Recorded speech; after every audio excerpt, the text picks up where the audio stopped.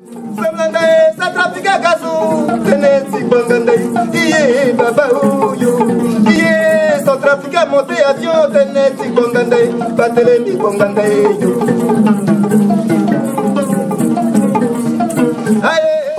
vous reçoit aujourd'hui à l'hôtel Mercure de Bordeaux dans un moment de deuil national en Centrafrique, puisque cette date commémorative est en fait, vous avez la disparition de notre président fondateur en la personne de Barthélemy Boganda, qui a disparu le 29 mars 1959. Celui-là n'a pas permis à Centrafrique aujourd'hui de se relever. C'est un débat récurrent, un débat qu'aujourd'hui peut-être nous allons soulever et qui peut-être trouvera aujourd'hui avec vous et avec nous des solutions, des propositions, des choses qui vont nous permettre à tous de pouvoir faire avancer la Centrafrique qui vraiment est dans une crise que nous n'arrivons pas à résoudre. Alors, nous voulons remercier tous ceux qui sont là aujourd'hui, remercier nos invités qui sont là, il y a d'autres qui sont absents. Vous savez, cela ne vous étonnerait pas puisque vous avez devant vous plusieurs drapeaux représentatifs de pays africains. Juste pour vous souligner que la Centrafrique ne pourra jamais s'en sortir seule si les autres pays africains ne soient pas impliqués dans la résolution de la crise que nous connaissons. Alors c'est une crise aujourd'hui dont on pense qu'elle est plutôt réservée à l'Afrique centrale, mais vous voyez bien que les ramifications vont au-delà de ce que beaucoup pensent. Alors donc, notre souci à nous, en premier, est de rassembler auprès de nous d'autres frères africains qui ont peut-être une autre vision de la solution que nous avons en tête, qui peuvent nous aider en nous donnant des conseils par leur vécu ou par bien d'autres choses, à nous aider à trouver ce qui va vraiment aider la Centrafrique à s'en sortir. Nous avons la Côte d'Ivoire qui a connu ce genre de crise, nous avons d'autres pays que nous ne citerons pas, il y a le Rwanda, etc. Et vous voyez que nous tenons vraiment à remercier chaleureusement ces frères africains, pleins de bon sens, qui ont voulu être avec nous pour vraiment témoigner ou apporter leur mot au moulin pour la solution que nous attendons tous pour une Centrafrique qui au moins va retrouver la paix, la sécurité et redémarrer. Pour nous rafraîchir le mémoire, nous avons voulu absolument, puisque nous sommes dans le culturel aussi, vous savez, l'Afrique profonde, c'est un peu de tout ça, de la tradition, beaucoup de choses. Nous n'allons pas oublier cela. Nous avons proposé de vous faire écouter une chanson en la mémoire de notre président fondateur, Barthélemy Boganda.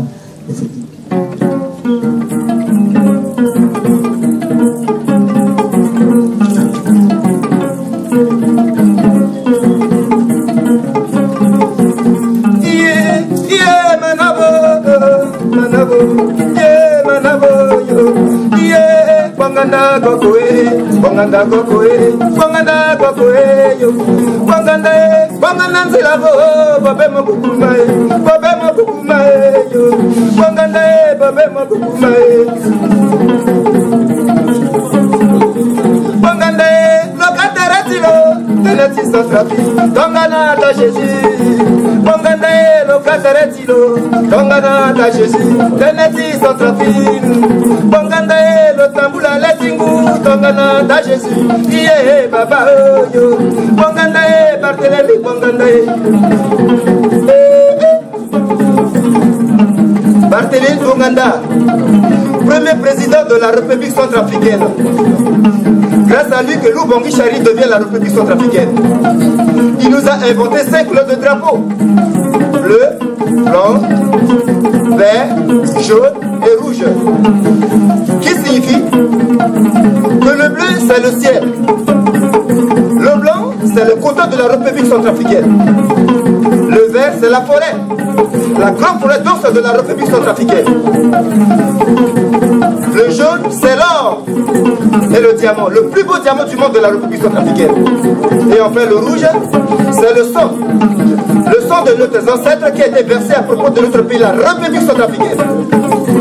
Boganda, Barthélemy Boganda, Baba oh, Igirisa mon papa oh yo, Baba oh, Igirisa Ikirisa mo pepe, baba oh, ikirisa mo pepe oh yo, bonganda e batelemi bonganda. Il nous a créé 5 devises. Que la Centrafricaine doit être logée, nourrie, vêtie, soignée, aller à l'école, être intellectuel. À l'époque, ah, Boganda. Centrafrica gazou, tenez Boganda, iye baba ouyo, iye Centrafrica monté avion, tenez Boganda, batelemi Boganda yo. Aye, aye, koya ma wasi betimbi, fundu wasi betimbi. Bon. Aye, oyo, mbeke toto na ngutile, sesa ingina yo, yo, yo, yo. Kodoti ya kubao, aye, oyo, ye, oyo, aye, oyo. Kodoti ya yengero, ye, ye, le, ye, makuara ngondi, yo, makuara simba, yo, yo, yo. Se croyant koye o, se croyant koye o yo. Bondia bubana ya o, tenetia seleka o. Bondia bubana ya o, alaga ipe o. Aseleka, ali Centrafrica, iba itene, alagoti le krekodoro. Andaka, bamara likodoro, lua likodoro, c'est l'indotiye. Mesdames et messieurs les invités, à vos titres et qualités, c'était un honneur d'être invité par notre ami Maître Joseph Lou pour la cérémonie de lancement de son mouvement politique. C'est vrai que c'était un cheminement long pour un pays qui est en crise profonde, à la fois politique et identitaire, qui a besoin de toutes ses forces pour retrouver sa place et qui est la sienne dans le concert des nations. La Centrafrique est à la croisée des chemins, comme d'autres pays africains aussi, plusieurs. Donc, elle doit se battre pour survivre en tant que nation. Sinon, elle est vouée à disparaître, ce qui n'est pas envisageable. Je suis du Rwanda, nous avons connu une situation similaire. Je crois que je suis ici parmi les personnes qui peuvent comprendre ce que le peuple centrafricain vit aujourd'hui, parce que je l'ai vécu dans mon pays. Je l'ai vécu à l'intérieur au moment où ça se passait. Et je sais ce que les populations vivent là-bas. Et je crois que tout le peuple a besoin de votre soutien, que ce soit moral, que ce soit politique, que ce soit financier, que ce soit culturel, pour sortir de cette impasse. Et aujourd'hui, c'est un jour aussi exceptionnel qu'il a choisi pour lancer son mouvement, où on célèbre la mort de Barthélemy Boganda. Pour ceux qui ne connaissaient pas, ou ceux qui connaissaient peu Barthélemy Boganda, en dehors de dire que c'est le président fondateur de la Centrafrique, c'est déjà un panafricaniste de première heure. Il préconisait avant les autres les États-Unis d'Afrique latine, ce qui est différent des États-Unis d'Afrique de Kwame Nkrumah, mais en complémentarité. L'Afrique latine, pour lui, c'était l'Afrique centrale, et on ajoutait l'Angola. Il préconisait cet ensemble. Il fit prêtre, et quand il a vu que malgré le courage religieux, il faut toujours passer par la politique pour améliorer, pour changer les choses, il a demandé d'être mis à disposition de son pays, c'est-à-dire de quitter l'habit religieux, même si l'habit ne fait pas la moine, pour se consacrer à un changement profond de son pays. Sa disparition tragique à la veille des indépendances peut-être peut expliquer les conséquences par lesquelles le pays se trouve aujourd'hui, mais en partie. Et puis, c'est quelqu'un qui avait des convictions fortes. Et il a été élu président de l'Assemblée coloniale qui siégeait à Brazzaville pour l'Afrique équatoriale française. Il a refusé de siéger pendant une année. Il a laissé son premier vice-président présider l'Assemblée parce qu'il ne voulait pas de compromission.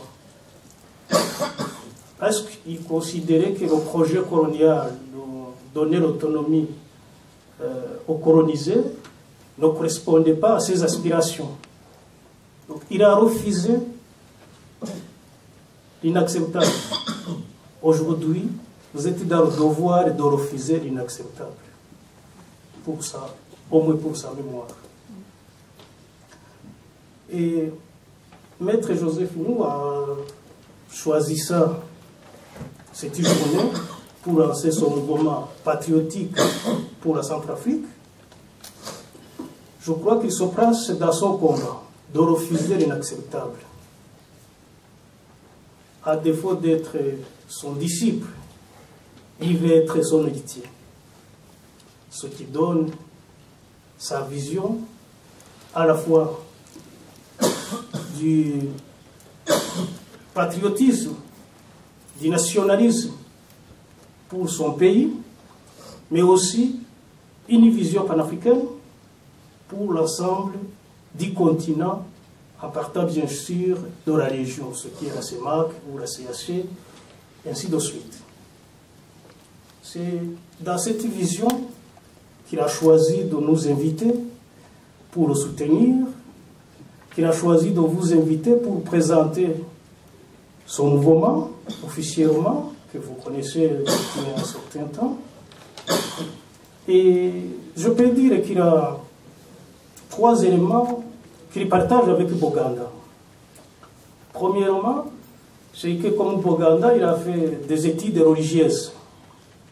Et comme Boganda a demandé qu'on le mette en dehors de ses exigences spirituelles pour se consacrer à la politique, je crois que Maître Joseph Nyou aussi a demandé de se mettre en dehors du cursus religieux pour se consacrer à la défense des gens en tant qu'avocat. Deuxième élément qui les unit, c'est qu'ils aiment leur pays. Et pour y arriver, ils ont choisi l'option politique. Donc l'autre a quitté la soutane pour devenir un politicien, pour changer les choses, pour amener la Centrafrique à l'indépendance, et avec d'autres pays africains. Joseph Nyou, tout en continuant à être avocat, il se lance aussi dans la politique pour le changement profond, surtout dans cette période de crise profonde. Maître Joseph Nyou avait des propositions profondes qui tranchent avec l'habitude.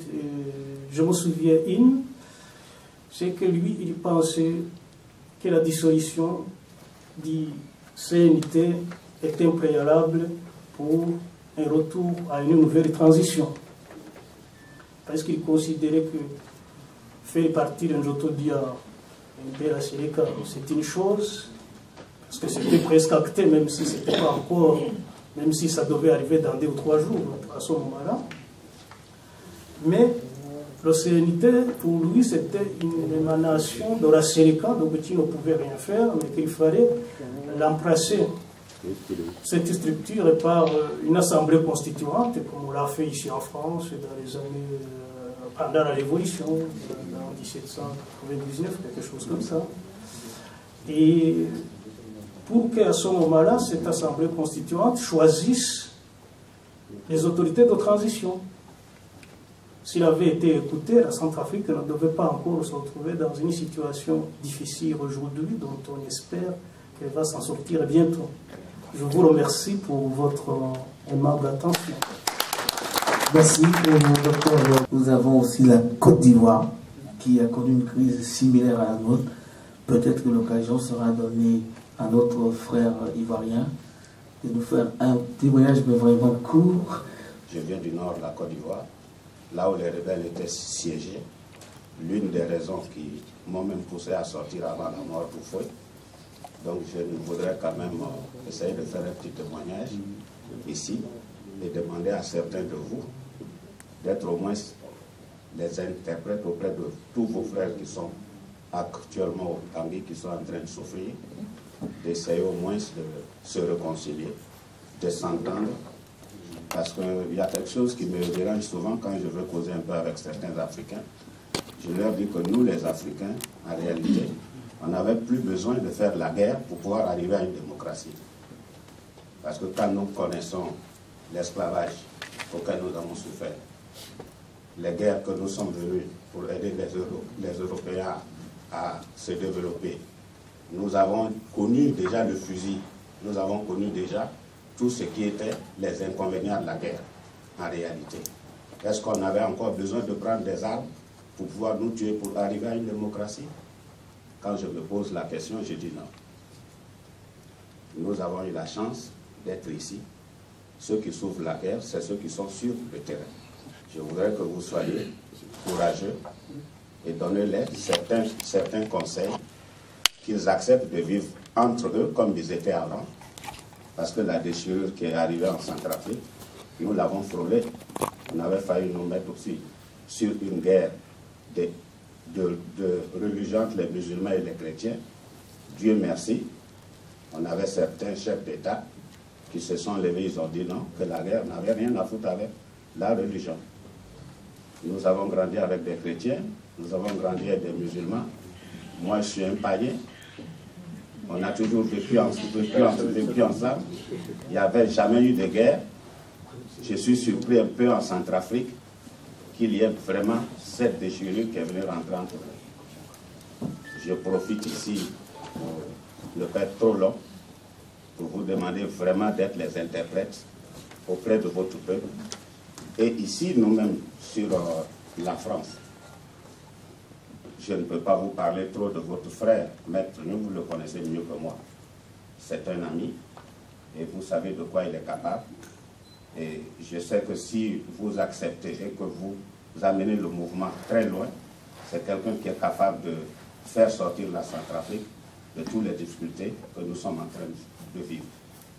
Et je suppose que je compte sur vous pour que demain le mouvement puisse aller loin et que la Centrafrique puisse en bénéficier. Cette invitation m'honore car je ne viens pas forcément sous l'étiquette du Sénégal, mais en tant qu'Africain. Car mes premières connaissances politiques, je vais commencer par une anecdote, je les ai apprises à l'étranger, hors du Sénégal, parce que j'ai beaucoup voyagé dans les pays africains, où j'ai notamment vécu au Mali, et un peu plus longtemps au Congo-Brazzaville. Et cette expérience m'a apporté quoi? Mais sortant de mon cher Sénégal, je ne connaissais pas du tout ce que ça voulait dire le tribalisme. Je l'ai découvert au Congo-Brazzaville dans les années 77, à la mort de feu Marien Ngouabi, où je me posais des questions, à savoir quelles sont ces ethnies qui se déchirent, parce que comme je disais, mon cher Sénégal, je n'ai pas eu à connaître ça, parce que toutes les ethnies se côtoyaient, mangeaient et buvaient et faisaient la fête ensemble. Donc j'ai eu malheureusement à le connaître et ça m'a beaucoup réveillé. Aujourd'hui ici, je remercie tout d'abord M. Paul Kalonora qui nous a fait un historique assez clair de toute cette dimension politique que nous vivons en Afrique. Et parler, je crois qu'on est tous panafricanistes quelque part, comme il l'a si bien dit depuis l'époque de Kwame Nkrumah qui avait créé ce soulèvement. Moi aujourd'hui, je dis panafricaniste, oui, parce qu'on a eu des idées, de très très très bonnes idées, mais jusqu'à aujourd'hui, combien d'années se sont écoulées, on en est toujours dans les idées. Et je crois qu'il est temps qu'on passe aux actes. Et je crois que tout le monde, tout Africain va s'efforcer là-dessus. Mais précisément, il faut caractériser quand même ce problème, il faut le situer. On parle bien de la Centrafrique, qui, dans ma réflexion, m'amène à me poser des questions. Je crois que lors de nos échanges, on trouvera des solutions. à savoir, est-ce que c'était prévisible ce qui est arrivé aujourd'hui et pourquoi on en est arrivé là? Moi je dis dans un sens oui, c'était prévisible. Il faut être honnête de le dire, dans certains pays africains. Comme je vous disais, à l'époque où je vivais au Congo-Brazzaville, j'ai vu des mutineries atroces, étant très jeune. M. Kananoura, ici présent, qui est rwandais, nous parle aussi du génocide rwandais. Et d'autres pays africains ne sont pas à l'abri.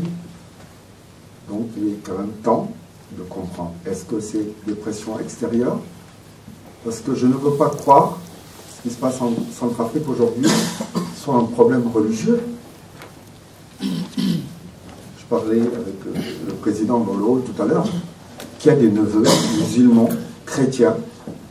Est-ce que lui, aujourd'hui, peut prendre une arme et aller tuer ses neveux? Je ne peux pas le croire en tant qu'Africain. Il y a forcément des choses, peut-être qu'on le sait, ou on ne rentrera pas trop dans les détails, qui font que nous en sommes arrivés là. La géopolitique des pays voisins, parce qu'il s'agit quand même d'un problème géopolitique, pour ne pas faire long, ce qui est important, à mon avis, dans ma réflexion aujourd'hui et pourquoi je suis là, c'est par tous les moyens que tous les Africains, parce qu'on traîne des pieds, ça il faut le reconnaître, on a du mal à respecter nos horaires, mais je crois qu'il est temps de se lever. Quand je regarde la télé depuis des mois sur le problème centrafricain, je vois que l'Europe dépêche des militaires. Ils sont où à ce moment-là, les pays africains voisins? Pour mettre un terme, parce que c'est entre Africains, nous on peut se parler. Aujourd'hui, moi je peux parler le lingala avec quelqu'un ici, je suis sénégalais. Donc je ne pense pas que c'est l'Europe la première qui doit se trouver sur les lieux, mais c'est nous-mêmes Africains. Moi, c'est ces questions que je me pose qui me tiennent à cœur, parce que je veux d'une Afrique qui se réveille. On a assez dormi, on a nos moyens. La Centrafrique est un pays très riche, l'une des plus riches d'Afrique. Est-ce que les Africains eux-mêmes en profitent? Je ne pense pas. Donc, pour finir, ma réflexion, c'est intellectuels, ouvriers et autres, membres de la société civile, c'est qu'il faut ramener la paix en Centrafrique. Et que tous nous sommes acteurs. Et j'en remercie au passage notre frère Youssou qui a initié une chanson en duo avec, j'oublie le nom, je vais être informé de ça, merci, pour cette fraternité entre Africains. Bon, je développerai peut-être d'autres choses, mais réellement, moi je suis plutôt un homme pratique, pragmatique. Il faut que les Africains se lèvent et que cela cesse, parce que nous sommes quand même la risée dans ce monde. Merci.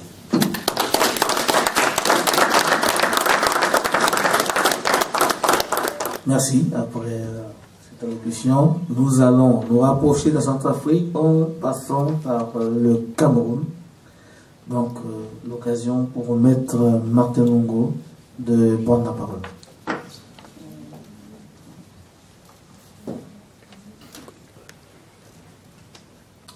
Je suis ici aujourd'hui avec une émotion et une fierté partagée.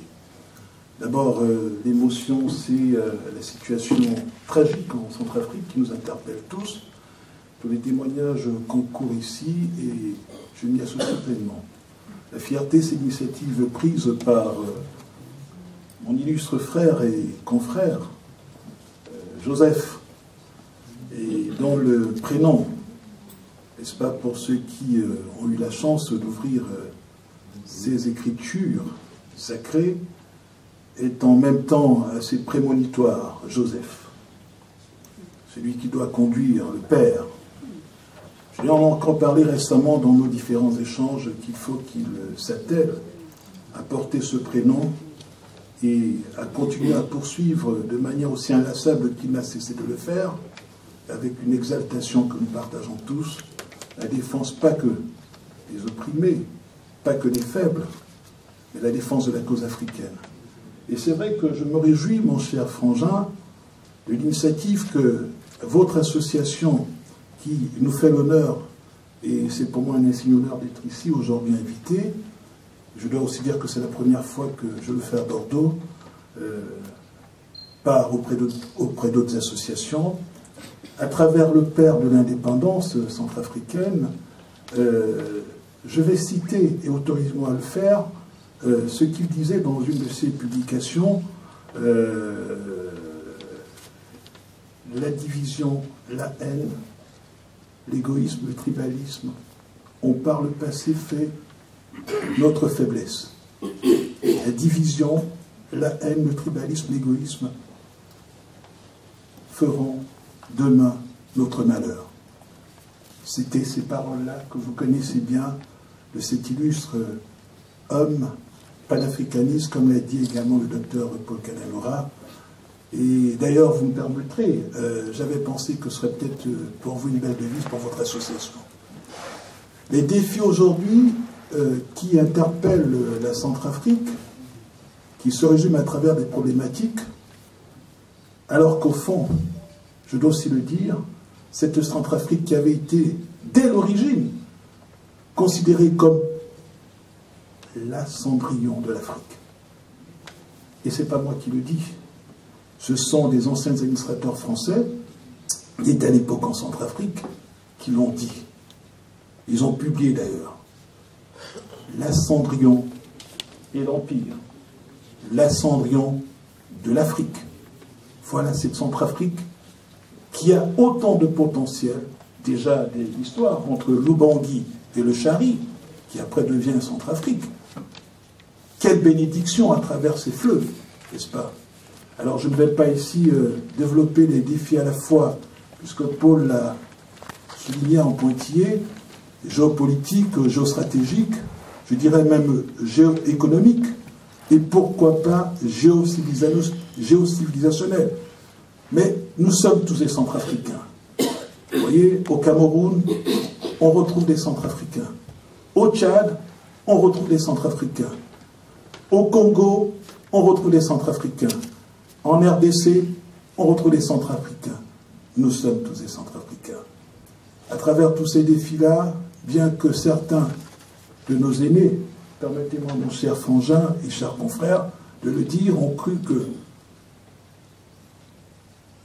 le droit de la force, et vous repasserez toute la filmographie de l'histoire des crises centrafricaines, devait faire le nid de la Centrafrique. Je sais qu'avec le mouvement patriotique, ici, demain et partout, la puissance du devoir que porte si jalousement notre nous sera contagieuse pour enfin, ensemble, essayer de bâtir et de relever cette Centrafrique qui nous est toute chère. Voilà, je vous remercie. On aura fait donc le premier tour de la table avec ces interventions, c'est-à-dire la première partie du programme. Avant donc que le président intervienne lui-même, je vais essayer de vous entretenir quelques secondes. Alors, chers compatriotes, l'occasion est trop belle pour que je puisse vous le dire, les yeux dans les yeux. Je n'inventerai rien, puisque vous savez que Bordeaux a toujours été, en Centrafrique, une sorte de ville où les bonnes idées sont les bienvenues, où les initiatives sont les bienvenues.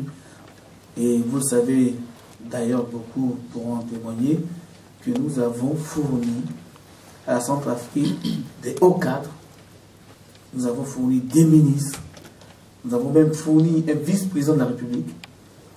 Et aujourd'hui, ça continue. C'est une fierté pour Bordeaux, et ça ne s'invente pas. Nous en sommes à aujourd'hui, on vous a présenté des artistes, nous avons eu des sportifs, et ça continue. Alors c'est la valeur de Bordeaux, dès que vous arrivez à Bangui, qui est mise en exergue, parce que tout le monde sait que à Bordeaux, on ne dort pas. D'ailleurs, sur le plan politique, vous l'aurez remarqué, chaque fois, nos frères, nos compatriotes de Paris, ce qui est tout à fait normal, ils habitent la capitale, ont toujours envie de prouver que c'est eux qui ont le leadership, mais nous avons toujours prouvé qu'il fallait compter avec nous. Pourquoi est-ce que je dis cela? Parce que lorsqu'on aime son pays, on n'a pas besoin d'avoir de diplôme, je sais pas, de thèse, etc. Non. Aimer son pays, c'est une question d'amour propre envers sa patrie. Et vous ne choisissez pas vos parents, donc vous ne choisissez pas votre pays. Lorsque votre pays est mis à mal, il est donc tout à fait normal quand vous, il se passe quelque chose qui est une réaction de votre côté, venant de vous. Vous savez que vos parents sont massacrés, vous savez que le pays est mal dirigé, vous savez que les choses ne se passent pas comme vous le souhaitez. Vous vivez en France, tous les jours, vous voyez comment les choses se passent ici. Vous suivez la télé, vous suivez les informations, vous voyez comment les choses se passent. Vous avez même le droit de critiquer, puisque on vous laisse faire les analyses, on vous laisse critiquer, on vous laisse donner votre point de vue. Et c'est ce qui ne se passe pas chez nous. Toutes les libertés primaires que nous avons pu avoir, nous ne les avons pas. Depuis que Boganda, on ne sait pas ce qu'il aurait fait, Boganda, il n'a jamais géré. Mais depuis, on a vu ceux qui ont géré ont déçu. On ne peut pas donner des noms, parce que je sais en vous, vous êtes capable de me dire, oui, mais il y en a un qui a fait mieux que les autres. Ça, je le pense aussi comme vous. Mais ce n'est pas ça la réalité. C'est qu'aujourd'hui, après 10 ans passés ici, vous descendez à Bangui, eh bien, vous reverrez les mêmes maisons, les mêmes cases, j'oserais dire, qui sont là. Il n'y a plus de peinture, il n'y a plus rien. L'avenue Boganda que vous avez connue à l'époque, où il y avait des grands défilés, vous verrez, chaque fois, on essaie de regoudronner cette avenue, et ce n'est plus ça. Vous avez aucune avenue goudronnée en plein centre-ville. Au niveau humaniste, rien n'a été fait, malgré, heureusement d'ailleurs, avec l'arrivée de notre frère Parquet qui a essayé de faire un petit effort. Vous ne reconnaissez pas votre pays. Il fut un temps ici qui parlait de nous. D'ailleurs, jusqu'aujourd'hui, quand on parle de Centrafrique, les gens disent, ah, c'est le pays qui est au centre. Mais lequel pays? Personne ne le sait. Personne ne le sait. Et c'est parce qu'il y a eu aujourd'hui, comme il fut un temps au temps de Bokassa, aujourd'hui, il y a l'affaire Seleka. Vous voyez, les gens d'ailleurs, je vous fais remarquer que dans la rue, on vous apostera plus en vous parlant de la Seleka. Ah, Seleka, oui, mais c'est à Centrafrique. Vous voyez, c'est même pas à Centrafrique dont on parle, mais on parle de la Seleka. Et dans le cheminement, on vous dit, ah oui, la Centrafrique. Donc, quelque chose dans nous ne va pas. Pourtant, ici, il y a des intellectuels. Ici, il y a un peu de tout. Vous pouvez être artiste et faire quelque chose pour votre pays. Vous pouvez être sportif, faire quelque chose pour votre pays. Vous pouvez être cultivateur, n'importe. Vous pouvez faire quelque chose pour votre pays. Je vais m'en référer à ce que disait le président américain dans les années 61, celui qui nous avait dit dans 10 ans, les États-Unis iront sur la Lune, etc. Plein de projets, tout le monde le connaît. Kennedy. Qu'est-ce qu'il a dit, Kennedy? Ne vous posez pas la question de savoir ce que votre pays a fait pour vous, mais posez-vous la question de dire qu'est-ce que je peux faire pour mon pays. Si on était nombreux à nous poser cette question, vous verrez que les choses changeraient. Pourquoi ça ne change pas chez nous? Parce qu'il y a des complicités. Parce qu'il y a l'impunité. Parce que tout le monde joue le jeu. Ceux avec qui nous avons discuté ici, où nous étions à l'université, on a fait des réunions politiques, on a fait des réunions en tant qu'étudiants, en tant que, je ne sais pas quoi, dans différentes associations, dans différents mouvements. On les a retrouvés au pouvoir. Il nous arrive d'aller à Bangui. Quand on arrive, la première chose qu'ils nous disent, attendez, il faut arrêter avec votre truc de syndicalisme. Hein? Parce qu'ici, il faut manger, il faut penser à sa famille. Est-ce que vous allez continuer à nous critiquer comme ça? Mais entre-temps, j'en ai entendu un qui est venu me dire, vous dites que nous volons. Oui, nous volons, oui, c'est d'accord. On vole. Mais toi, tu es resté en France pendant 30 ans. Quand tu viendras me voir ici, tu sais, le jour où je vais décider, ma famille, mes parents, ils seront millionnaires. Mais toi, tu seras toujours avec ton SMIC en France. Et c'est une égalité. Ah, c'est une égalité. Il a volé. Il me dit, je vole. Mais moi, au moins, le jour où je ne serai pas là, ma famille ne sera pas malheureuse. Alors moi, il faut que je cherche à envoyer de l'argent tous les mois. 100 euros, 200 euros à ma famille, qui, elle, va rester malheureuse, bien que je sois honnête, bien que j'ai l'amour de mon pays, bien qu'en moi, il y a cette envie de faire quelque chose pour mon pays. Voilà comment le système marche. Mais nous sommes quelque part, nous tous, complices de ce système. Puisque tout le monde a peur de la mort. Tout le monde a peur de parler. Parce qu'il y a la prison. Ah ben oui, si je dis ça après, moi si on me jette là-bas, les autres ils vont en profiter. Moi je vais faire comment? Moi j'ai ma famille aussi à nourrir. Mais effectivement, personne ne prend de risque. Le risque, il n'est pas seulement dit qu'il faut dénigrer les gens, insulter les gens. Non. À quelque niveau que nous soyons, nous sommes capables de dire non, là ça ne va pas. Là ça ne va pas, il faut le dire. Mais il nous a manqué ces leaders-là. Ces leaders, nous ne les avons pas. Vous les avez, vous avez vous-même constaté, la Séléka est arrivée avec la complicité, il faut le dire, de nos hommes politiques, qui au lieu de voir des Centrafricains, même s'ils avaient envie de faire un coup d'État, j'ai dit, écoutez, allez, il faut que ça se passe comme ça. Ils n'ont pas cherché la négociation parce que, soi-disant, Bozizé était obtus, ils ne voulaient rien savoir. On a été chercher des gens à l'extérieur, des étrangers qui, eux, n'avaient pas les mêmes intérêts que les autochtones, tandis que les fils du pays. Nous crions tous au loup aujourd'hui, mais c'est nous qui avons choisi. Nos soi-disant hommes politiques, c'est eux qui ont choisi. Ils sont allés chercher à l'extérieur des gens qui sont venus nous faire du mal. Et aujourd'hui, ils crient tous, non, mais oui, la Séléka, il faut chasser. Mais vous en avez entendu beaucoup qui disent, non, la Séléka, non. Tout le monde se prépare en catimini. Ah, il y a les élections, si je parle trop, on ne sait pas. Il y a des dossiers qui vont sortir, ah, on ne sait jamais. Voilà. Et voilà comment ce pays est dirigé.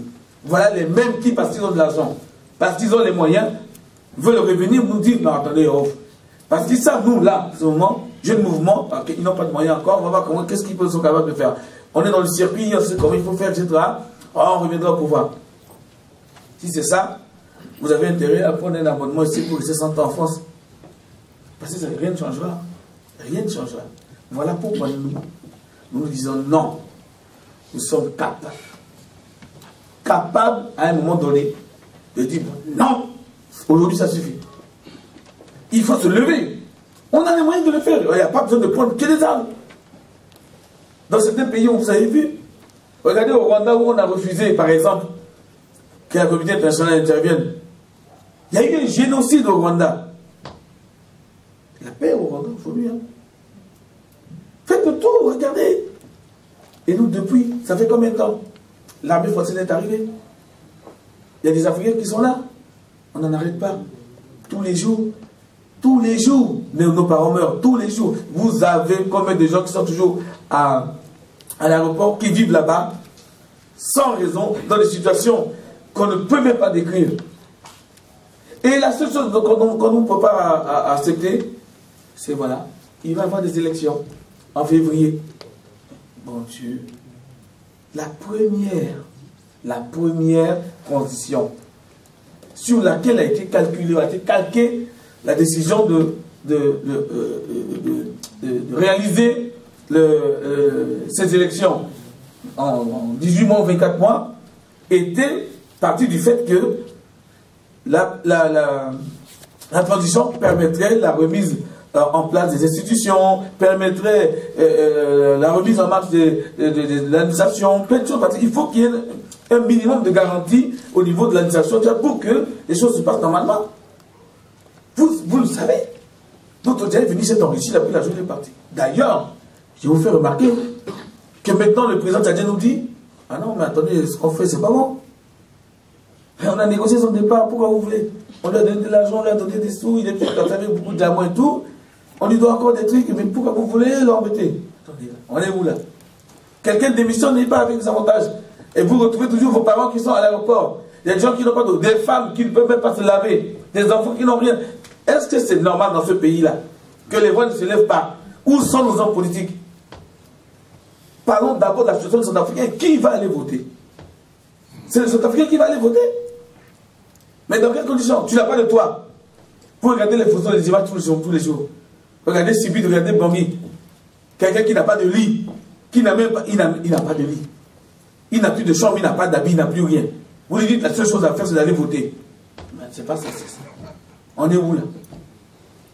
Et c'est ça ce que la communauté internationale veut nous imposer. Mais nous avons la possibilité, nous, de dire non les gars, c'est pas ça. Et dire à nos amis, nos frères, nos compatriotes qui sont déjà pressés d'aller aux élections, non. Les Centrafricains doivent trouver à manger, il ne va pas manger, vous dites d'aller voter. Il a voté pour qui? Les mêmes hommes politiques qui nous ont amenés dans cette situation. Eux, ils sont dans leur circuit. Ils savent qu'ils vont devenir millionnaires. Ils savent tous comment on vend les diamants en Anvers. Ils savent tous comment les choses vont se faire. Les Centrafricains, donc ça, ils vont avoir quoi? Vous avez vos parents qui, depuis des mois, ne sont pas payés. On a connu autant de Kolimba, des mois, c'est arrivé à dire non, ça, c'est les arrêts de Kolimba, ça ne me regarde pas. On ne les a pas payés. Vous avez vu ça dans quel pays? Je vous dis dans quel pays d'Afrique déjà? Les gens travaillent 35 mois, on ne les paye pas. L'autre qui arrive à dire, ah non, c'est le problème de l'autre, ça ne me regarde pas. Hein? Et ça continue. Les Sénégalais sont arrivés. Toutes les zones minières sont occupées par qui? Bizarrement, c'est là où ils ont choisi de s'installer tranquillement. Voilà. Et voilà, parce que c'est là où il y a le diamant, il y a l'or, il y a tout. Les gens ne se posent pas la question. Vous savez combien de diamants, le nombre de diamants qui est sorti de la Centrafrique depuis l'arrivée de la Sénégal? Et d'ailleurs, la vérité ne nous a jamais été dite sur la Sénégal. La vérité, personne ne le... certains le savent. La Sénégal, ce n'est pas des rebelles qui sont venus uniquement pour chasser vos aisettes. Il y avait d'autres intérêts qui sont cachés. Et bien, il va falloir un jour qu'on en parle. Voilà le problème que nous avons. C'est que la vérité ne peut pas se dire. Boganda, depuis 1959, est mort. Personne dans cette salle parmi vous peut me dire comment il est mort. Personne ne peut le dire. On nous dit qu'il n'était même pas dans l'avion. On dit non, il y a des non, c'était pas le même avion. Il y a un peu de tout. Mais pourquoi Lumumba qui est mort plus tard, on a des films sur Lumumba. On sait comment il est mort, tout a été expliqué. Kennedy qui est mort, il y a des films, il y a tout, on le sait. Je veux prouver que vous citez qui encore. On sait tout sur les autres, pas sur Boganda, mais quel est le mystère? Quel est le mystère Boganda? Aucun chef d'État, ils sont au courant, ils savent ce qui s'est passé. Personne n'a élevé la voix pour dire, voilà, le pays marche comme ça, comme ça, comme ça. Non, on ne peut pas, tout le monde a peur, mais de quoi? Si nous sommes bien avec ceux qui nous ont colonisés, c'est-à-dire les Français, mais il faut savoir discuter avec eux. La Côte d'Ivoire l'a fait, le Sénégal le fait, tout le monde, les pays d'Afrique occidentale prouvent qu'ils peuvent. On ne peut pas totalement être indépendant. Vous le savez très bien, on est en politique, on ne dira pas tout. Mais on a au moins crié quand même une certaine volonté de nos hommes politiques. Je dis, attendez, on ne peut pas avancer dans le brouillard. Quand on entend parfois nous dire que c'est le pays le plus pauvre d'Afrique, la Centrafrique. Oui, d'accord. Pauvre en quoi? En quoi? Tout le monde va chez nous, en ce moment se servir. Nous sommes pauvres, oui, mais on se sert chez nous. Il y a un problème. Il y a un problème. Alors, quand est-ce qu'un homme politique va se lever pour dire, bon, on nous a traités de pauvres, je voulais que ce soit rectifié, mais bon, personne ne le dit. Personne ne le dit. Il y a un problème. Je crois que ce déficit au niveau du charisme, surtout des hommes politiques, est l'une des clés de notre souffrance aujourd'hui. Parce que tout le monde veut profiter. Il n'y a personne qui veut se sacrifier. Personne. Il faut se dire les choses en face. On a vu des soldats envoyer, on a envoyé des militaires, des officiers pour aller se battre. Ah, mais oui, mais si je vais là-bas, ma femme elle est trop belle, quelqu'un va me la voir là-bas. Mais ça, c'est pas ce truc.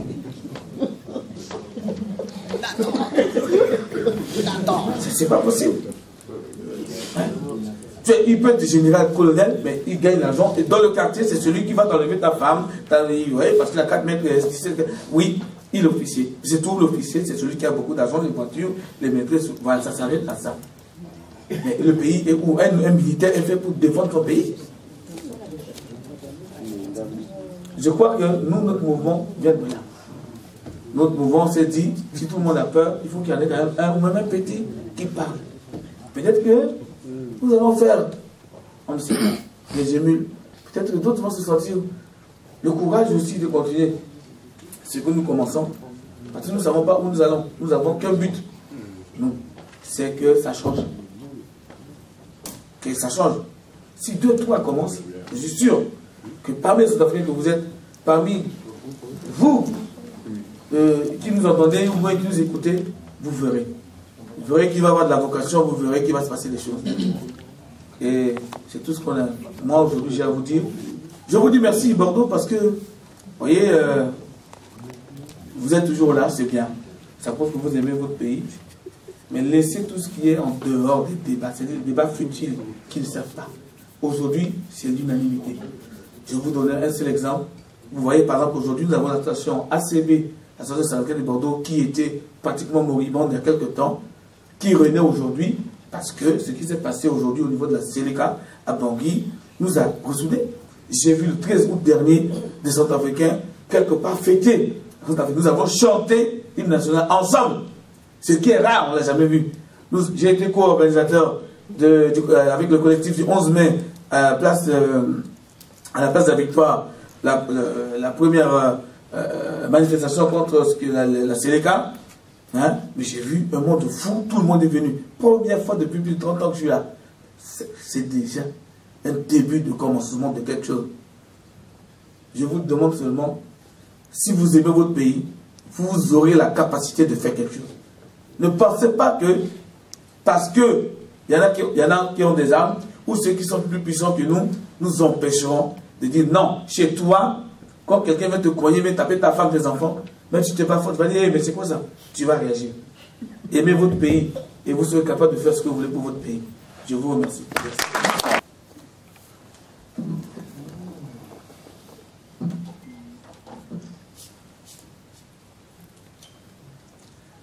Alors, chers invités, chers amis, chers compatriotes, comment prendre la parole? L'énoncer de quelle façon? Lorsque vous avez vu passer devant vous des talents que vous avez pris soin, l'attention particulière de les écouter. Ce que je vais vous dire ici, traduit sous forme de discours, n'est qu'une expression exagérée ou plus ou moins améliorée de ce qu'ils vous ont dit succinctement. Comme le protocole est ainsi fait, après les différents intervenants, le président du mouvement centrafricain que je préside, que je suis,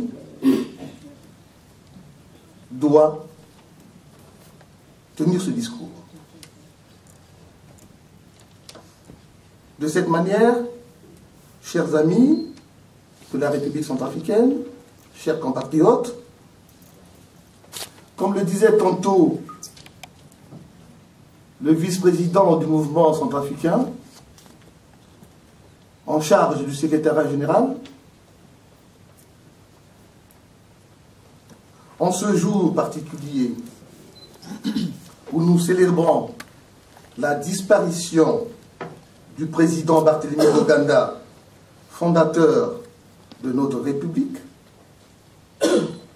je suis heureux de vous souhaiter au nom du mouvement patriotique centrafricain que je préside la bienvenue et vous remercie de bien vouloir honorer de votre présence la rentrée politique de notre jeune mouvement, l'expression de la transformation de ce jour de deuil en celui d'espérance pour la nation centrafricaine.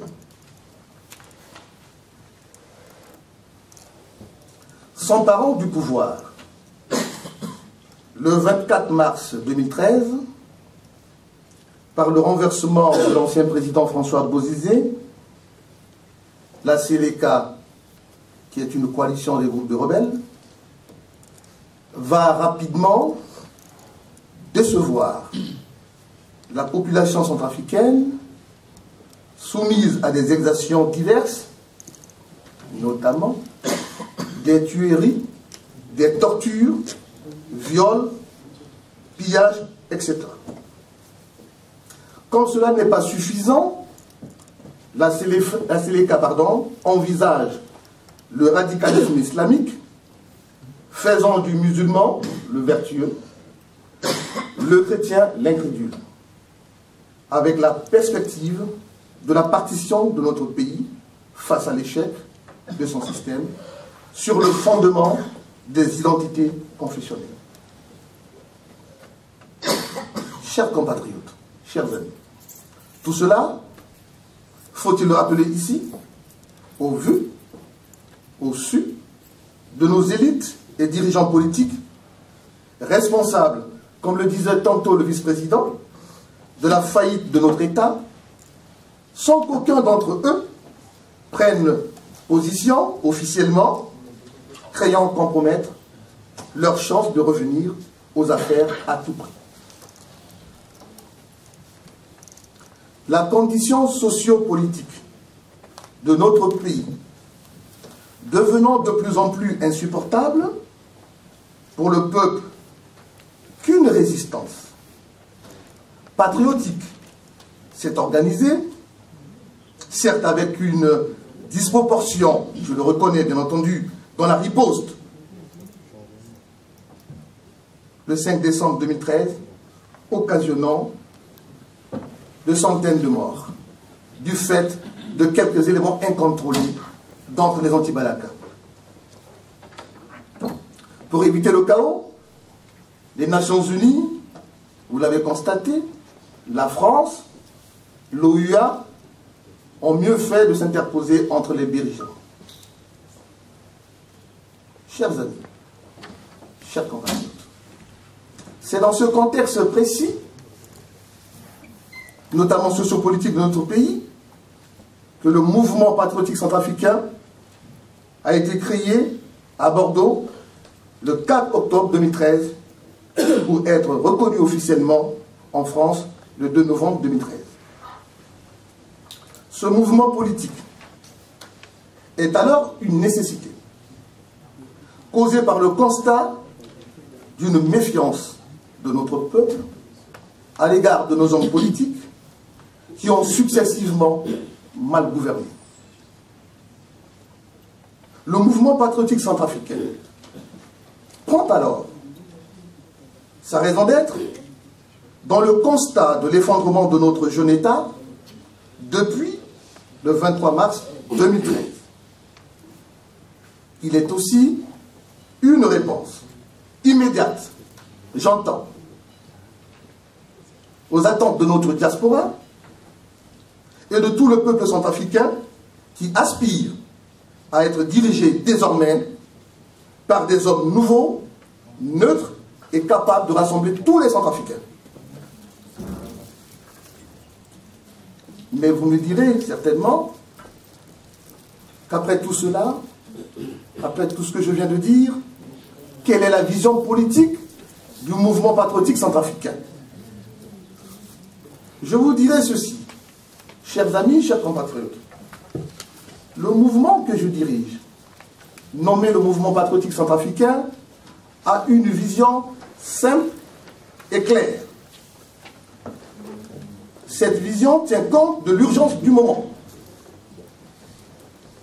Nous savons tous, ici, que notre pays est dans une période d'instabilité socio-politique, même avec l'élection de Mme Catherine Samba-Panza, notre présidente de transition.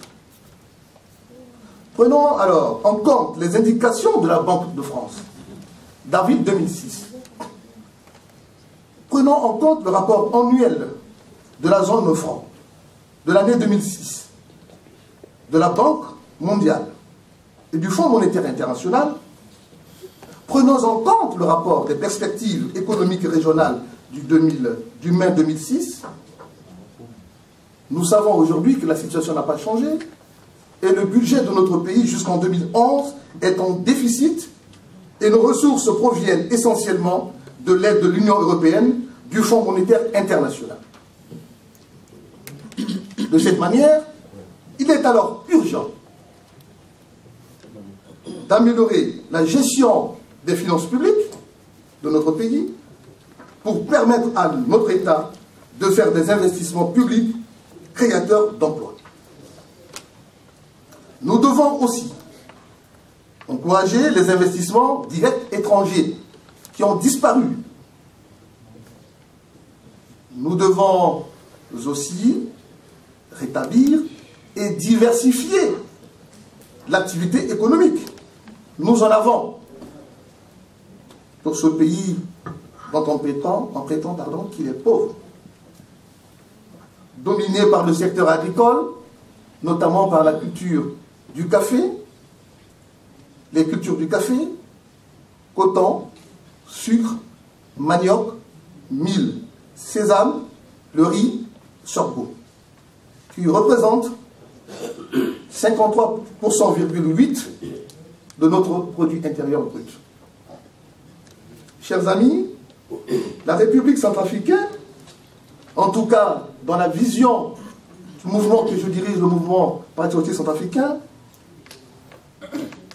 doit œuvrer absolument au développement des infrastructures de notre pays, dans le transport pour le désenclavement de celui-ci et la réhabilitation des voiries, non seulement dans la ville de Bangui, mais également dans nos provinces, dans nos principales villes de province. Nous devons également, dans le domaine économique, encourager les petites et moyennes entreprises du secteur du bâtiment et des travaux publics qui ne disposent pas suffisamment de fonds propres pour entreprendre les grands travaux. Nous développerons. C'est aussi l'un des aspects de la vision de notre mouvement patriotique. Une politique incitative à l'égard de bailleurs de fonds et les entreprises étrangères qui ont, compte tenu de la situation conflictuelle des 10 dernières années, je dirais même des 20 dernières années, ont conduit ces derniers à suspendre leur intervention dans le financement et la réalisation des projets importants. Au niveau de l'énergie, nous devons œuvrer dans le sens de l'augmentation de la production de l'électricité et sa distribution dans les principales villes de notre province et dans les centres secondaires. Les installations, et vous le savez, sont vétustes et provoquent de nombreux délestages.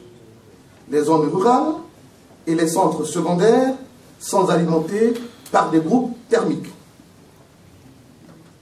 Mes chers amis, il est plus que jamais indispensable pour nous et pour notre pays de créer un cadre de réconciliation nationale pour une paix durable, base d'une bonne gouvernance économique.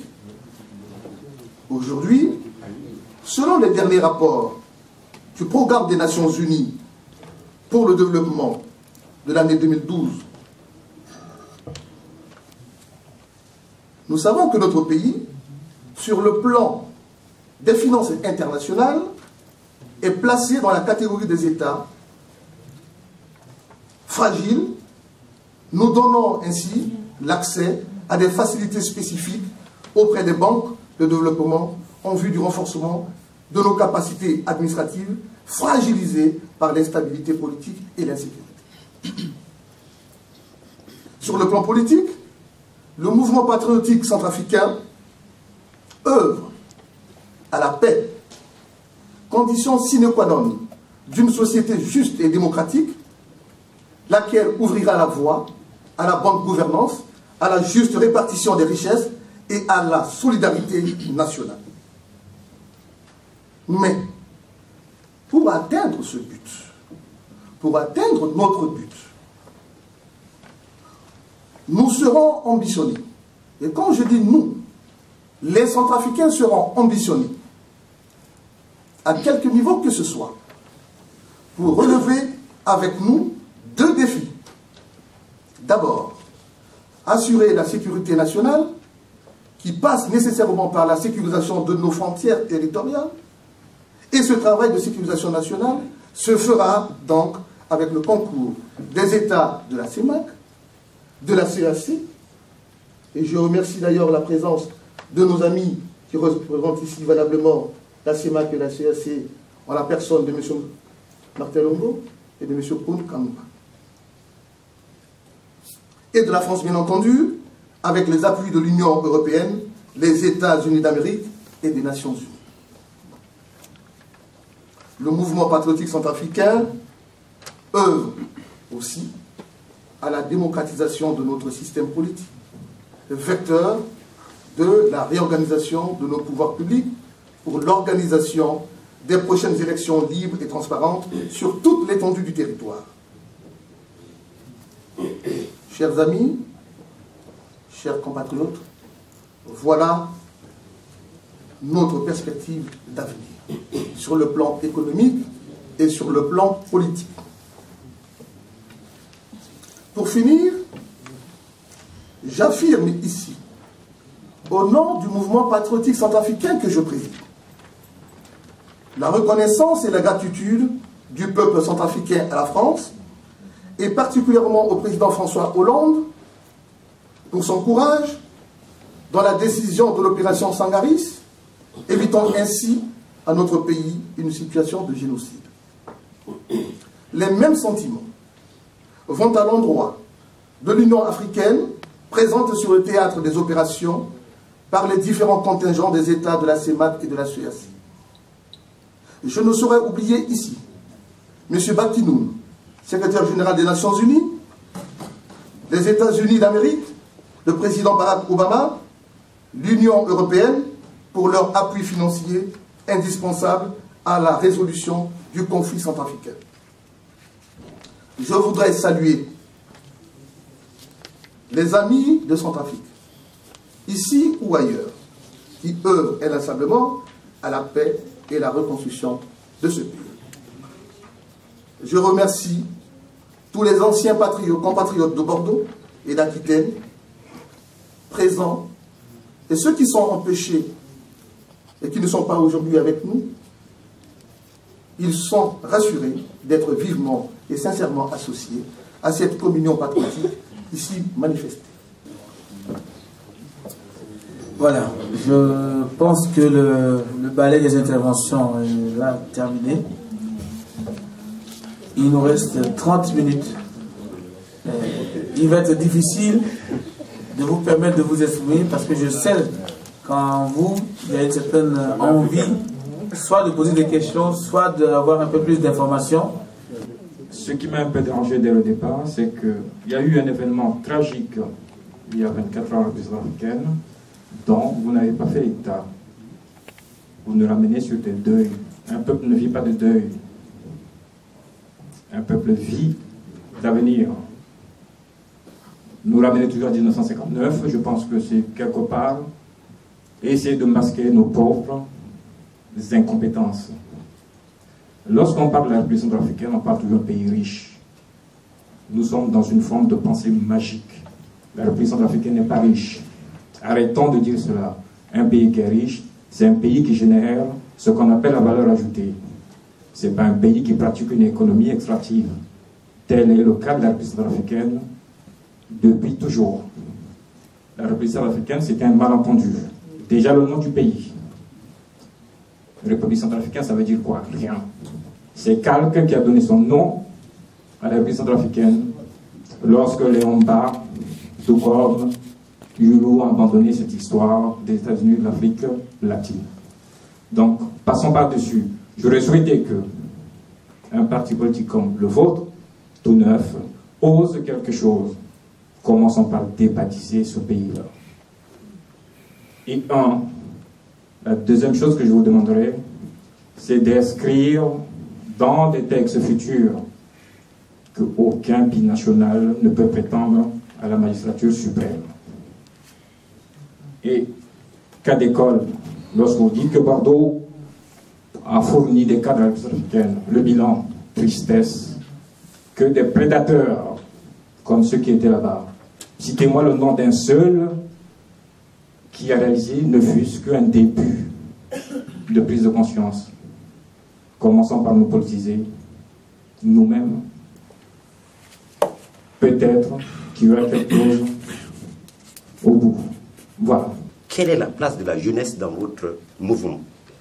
Allez-vous responsabiliser les jeunes pour au moins changer des données des choses, s'il vous plaît? Et la dernière question, il se pose un problème d'éducation, de civisme dans notre pays. Tout ce qu'on fait, si on n'a pas une éducation, on n'a pas de civisme, l'amour de notre pays, la lutte contre la corruption, le partage de la richesse, on ne va même pas faire un pas. Pour finir, j'espère qu'un parti politique a un projet de développement et un projet de sécurité, parce que notre pays a terre sur le plan sécuritaire, et un projet, enfin, de développement économique et social. C'est-à-dire rendre le peuple à l'aise. J'espère que dans vos projets, comme vous êtes au début de votre mouvement, j'espère que vous allez avoir ces projets dans votre programme. La cause, enfin, partiellement j'entends, de nos malheurs, viennent des intellectuels. Mais je dirais des intellectuels apparents, des soi-disant intellectuels. Qu'est-ce que ça veut dire intellectuel? Intellectuel par rapport à quoi? Parce que si nous voulons définir un mot, nous devons le définir dans son cadre, dans un environnement sémantique et étymologique. L'intellectuel, quand on parle des intellectuels africains, on cible une catégorie de personnes qui sont allées à l'école et qui ont la capacité de gérer ou de manipuler plus ou moins la langue française. On les appelle les intellectuels parce qu'ils ont un cursus qui leur a été imposé dans le cadre de l'apprentissage du savoir par l'usage du français. Et cet avantage-là a fait que certaines personnes qui ont pu bénéficier de cette situation ont été considérées comme telles et ont été placées à la tête de nos administrations coloniales. Et par la suite, après les indépendances, nous avons continué. Et je suis tout à fait d'accord avec toi, mon cher frère. Et je le dis, pas parce que vous avez posé cette question et que vous êtes dans cette salle. Et je le dis sincèrement. Lorsque nous avons eu, en République centrafricaine à l'époque de Bokassa, un certain nombre de responsables politiques, ils n'ont pas fait de grandes études. Nos ministres à l'époque de Bokassa étaient les titulaires de BTS. Ils ressortaient des centres de formation. Ils n'étaient pas hautement diplômés. Je prends par exemple le cas de Bokassa. Il a été dans quelle université? Et pourtant, nous sommes tous d'accord aujourd'hui pour reconnaître que, au moins lui, avec les critiques que nous connaissons par rapport à sa gestion de la chose publique, au moins lui, il a plus ou moins géré ce pays par rapport aux autres. Il n'a pas fait les grandes études. D'accord? Après ses classes de CM2, il a été à l'école normale à Bambari, il est sorti instituteur. Ils ont quand même dirigé ce pays. Moi, je suis pour que, désormais, et je réponds partiellement à Hippolyte Mango, pour que désormais soit nommé à des postes ministériels, même quelqu'un qui n'a pas fait des études, mais qui peut prouver qu'il a l'amour de ce pays, il a la capacité, il a les idées, qu'il prenne la responsabilité. Il sera peut-être entouré par ceux qu'on appelle les intellectuels, puisqu'ils ont été à l'école par rapport à la langue française, par rapport à l'apprentissage du savoir dans le français, les encadrer. Voilà la réponse que je peux vous donner. Effectivement, il faut cesser avec le mimétisme. Parce que si on prend le sujet dans le cadre, dans le sens de la civilisation, je pense que c'est ce qui apparaît peut-être de manière subliminale dans votre pensée. Nous ne devons pas suivre la manière de penser des Occidentaux. Nous avons notre manière en tant qu'Africains. Le Moyen-Âge africain nous a prouvé cela. Et les Européens ont connu le droit administratif des siècles et des siècles plus tard. Or, nous, Centrafricains, nous Africains, avec Soundiata Keïta, avec Samori, avec nos grandes valeurs, qui ont été, par le racisme, diminuées, effacées de l'histoire, ont su montrer, ont su organiser des cités. Et c'est lorsque les Occidentaux ont croisé les chemins des Africains qu'ils ont appris sur le tas ce que c'est que l'organisation administrative. L'organisation administrative, elle est noire, elle est africaine, elle est égyptienne. Voilà. Et je suis tout à fait d'accord que nous puissions réfléchir à une autre manière de conduire désormais notre façon de gérer nos institutions. Alors, je réponds à Emmanuel Kodam. Effectivement, nous avons peut-être oublié, nous ne pouvons pas être parfaits, nous le reconnaissons.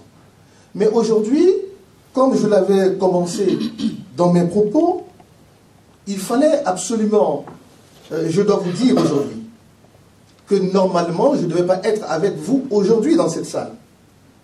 Je devais être à Bobangui aujourd'hui pour prononcer un discours pour la mort de Barthélemy Boganda. J'ai dit aux autorités centrafricaines qui ont fait ce choix que je ne peux pas être là-bas et ici. Et puisqu'il s'agit de la première sortie politique de mon parti, je me fais le devoir d'être avec vous plutôt que d'être à Bobangui en Centrafrique. Donc le moment est un moment particulier, comme je le disais tantôt. Mais, comme vous le dites aussi, comme tu le dis, puisque tu es mon frère, nous ne pouvons pas vivre sur le deuil. Mais nous ne pouvons pas oublier aussi des moments particuliers, tels la mort de Barthélemy Boganda, cette date que nous avons fait notre date. Cette date qui est une date particulière qui a marqué l'histoire de notre pays. Chaque fois que nous le rappelons pas pour pleurer. Nous ne le rappelons pas avec émotion. Nous le rappelons avec fierté. Puisque nous considérons, comme je l'avais dit tout à l'heure, pour ceux qui sont arrivés après la tenue de mon discours, que nous faisons aujourd'hui de cette date de deuil une date de transformation pour l'espérance de notre pays.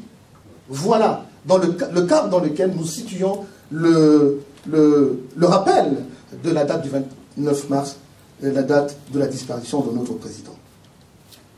Sur la deuxième partie de votre question, effectivement, vous avez soulevé un problème, mais la question de débaptiser le nom d'un pays n'est pas du pouvoir d'un parti politique comme le nôtre, et je pense que n'est pas du ressort des partis politiques. Si le peuple centrafricain estime que le nom de la République centrafricaine ne convient pas à l'histoire de notre pays, n'a pas été le choix de notre peuple, n'a pas été le choix de Barthélemy Boganda, à partir de ce moment-là, il appartient au peuple de faire le choix d'aller au référendum et de prendre un autre nom. Et je pense que cela peut s'imposer à tout le monde. Parce qu'il n'y a que le peuple qui peut débaptiser le nom d'un pays. Mais pour ce que j'en sais un peu, lorsque il était question de faire les États-Unis de l'Afrique centrale, avec Barthélemy Boganda, et lorsque cette vision n'a pas pu se réaliser, et disons-le aujourd'hui, pas par méchanceté à l'égard de la France, pas par méchanceté à l'égard des nouvelles autorités de la France, nous le disons pour l'histoire, et nous l'assumons. La France coloniale n'a pas voulu des États-Unis de l'Afrique centrale. Et pour cause, c'est une force. Être nombreux est une force. N'est-ce pas qu'aujourd'hui, la France inscrive sa politique dans l'Union européenne? Donc, les Européens ont compris que laisser le choix aux peuples africains, et notamment ceux de l'Afrique centrale, de se réunir, était une force. Et je dirais même qu'à l'époque, c'était du terrorisme. Et aujourd'hui, le constat est là, Boganda n'est plus parmi nous, ça fait partie de l'une des raisons pour lesquelles Boganda a trouvé la mort. Et lorsque Léomba fait le choix de son petit Gabon, c'est comme ça qu'il appelait Léomba, je fais le choix de rester avec mon petit Gabon. Lorsque le Tchad est sorti de cette vision politique, il restait que deux pays, le Congo, Brazzaville, et le territoire de l'Obangi-Chari. Sont restés dans cette vision deux anciens prêtres qui se sont connus en 1931 au séminaire de Yaoundé, qui ont été, comment dirais-je, ordonnés à Yaoundé en 1931. Fulbert Youlou, feu Fulbert Youlou et feu Barthélemy Boganda. Et lorsqu'ils sont restés deux, ces deux pays, comment on les appelait? C'était le Congo intérieur et le moyen Congo. Le moyen Congo était la République centrafricaine et le Congo intérieur était le Congo Brazzaville. Barthélemy Boganda, qui était plus âgé, 36 ans à l'époque, que Léomba et que Fulbert Youlou, qui en avait que 33, lui a posé la question: qu'est-ce qu'on fait? Fulbert dit: il t'appartient de décider. Nous aurons pu avoir un seul pays aujourd'hui qui s'appelle peut-être le Congo. Ce pays devait réunir le Congo-Brazzaville et la République centrafricaine. Si Boganda avait suivi Youlou, parce que c'était le choix de Youlou. Ils n'ont pas voulu rester avec nous, je reste avec toi parce que tu es mon aîné. Boganda, en réponse, a dit à Fulbert: tu feras un pays qu'on appelle le Congo, et je ferai d'une partie de ce pays la République centrafricaine. Voilà, résumé, comment notre pays est appelé la République centrafricaine. En réponse à Mango Hippolyte, bien évidemment, est-ce que, si jamais vous serez au pouvoir, est-ce que nous de Bordeaux pourrons un jour arriver à Bangui et vous demander audience, est-ce que vous l'accepterez? Vous savez, Maître Youn qui vous parle a un parcours un peu difficile. Je viens d'une famille modeste. Comme le disait tout à l'heure quelqu'un qui m'a précédé, j'avais la vocation de prêtrise. Donc, si j'avais continué, certainement, je serais prêtre abbé aujourd'hui, et je serais ailleurs, pas parmi vous. J'ai appris l'humilité. Maître Youn qui vous parle, c'est votre frère, c'est votre grand frère. C'est l'avocat des démunis. C'est l'avocat des sans-papiers. C'est l'avocat de Capucin. C'est l'avocat des bars de Bordeaux. Voilà. J'aime bien être avec vous. Ça me coûte d'ailleurs. Parce que vous savez, l'accepter, c'est difficile. J'aurais pu faire un choix de prendre le thé aux grands hommes. Mon cabinet n'est pas loin des grands hommes. D'aller manger dans le restaurant UP de Bordeaux. J'en ai les moyens. Mais j'ai fait le choix d'être avec vous. D'être à Ubangi, d'être chez Nguizo, d'être, que sais-je encore, chez Binam, chez MC. Et d'ailleurs, quand je plaide certains dossiers où les bagarres viennent des bars de Bordeaux, je me plais de dire à un magistrat, par exemple, que j'ai l'avantage sur vous parce que j'ai l'habitude de fréquenter ces lieux. Vous voyez, je n'ai pas de complexe. Ma maison, et vous me connaissez, ma maison, elle est ouverte à tout le monde. Je ne fais pas de choix. Beaucoup d'entre vous qui me connaissent ne connaissent même pas de quelle ethnie je suis. Je suis national. Je suis complètement national. Je ne suis pas chrétien. Je suis en même temps musulman, protestant, animiste, qu'est-ce que vous voulez, tout ce que vous voulez. Donc, je suis convaincu d'une chose, puisqu'il s'agit de parler de quelque chose qui est aujourd'hui de l'utopie et peut-être qu'il peut devenir la réalité, j'aimerais, si c'est un souhait, te recevoir au Palais de la République prochainement.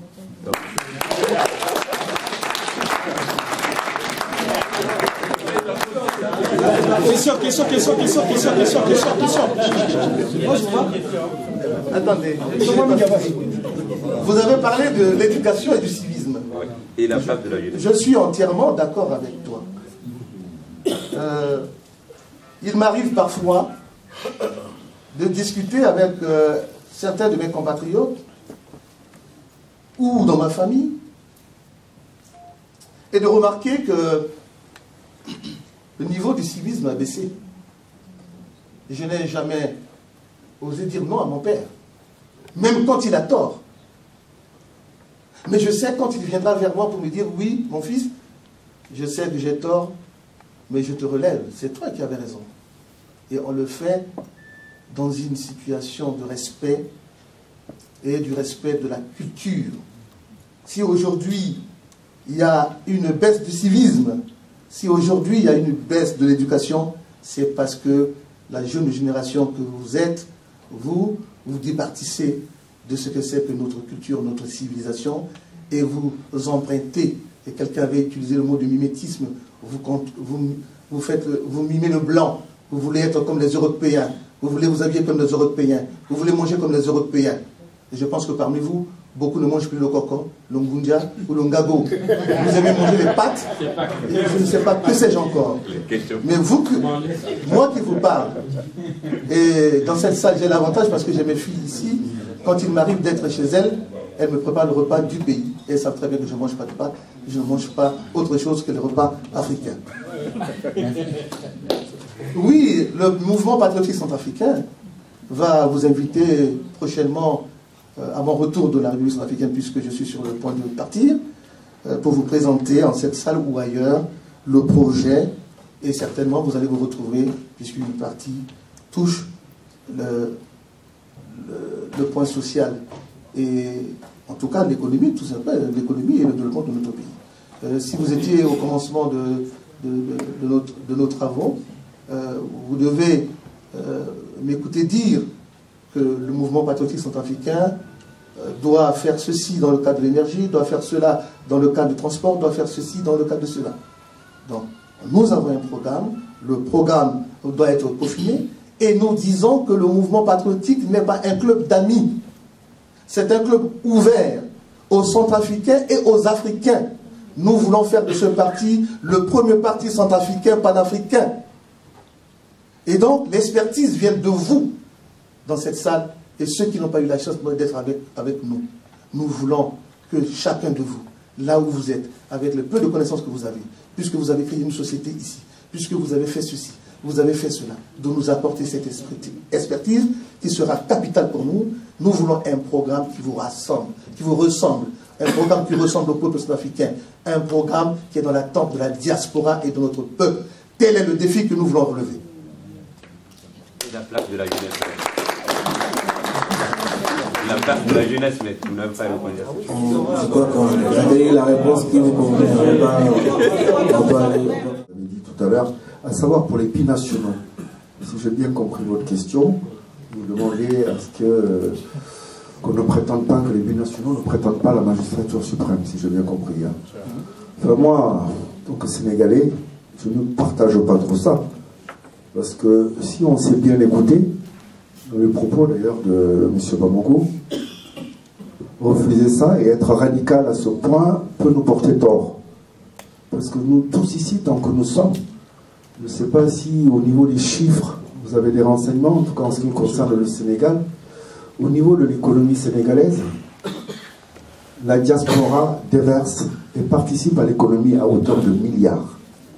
Et nous tous ici, vous disiez tout à l'heure qu'on était la majorité des smicards, on entretient nos familles étant ici. Les vols qu'on dénonce, et certaines choses dont je me passerai même de dire, c'est ici que nous le dénonçons plus que les gens qui vivent même dans ce pays. Donc je crois que créer un blocage ou un radicalisme à ce point n'est pas aider le pays. Vous êtes ici, on est amené à repartir, on fait des va-et-vient tout le temps en Afrique, et je crois que nous osons plus que les gens qui vivent là-bas. Alors soit c'est des gens très pauvres qui n'ont pas droit à la parole, parce qu'ils subissent les armes ou autres injustices, mais nous, je crois qu'on a quand même un certain courage par la technologie, que ce soit Internet ou autre, de pouvoir dénoncer les choses. Et surtout, surtout rappeler, je crois que tous ici, tant que nous sommes, nous envoyons un petit taureau en Afrique. Et surtout à nos familles qui vivent dans la misère. Donc pourquoi ne prétendrons-nous pas, nous qui avons le courage de dire haut et fort certaines choses, à la magistrature suprême. Donc moi, c'était mon point de vue à ce niveau. Très rapidement sur la problématique des richesses. J'ai bien compris votre message, mais deux indications.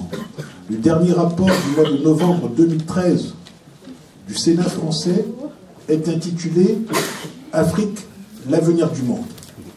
Le dernier numéro du Point, qui est encore dans les kiosques, on parle encore une fois des richesses de l'Afrique.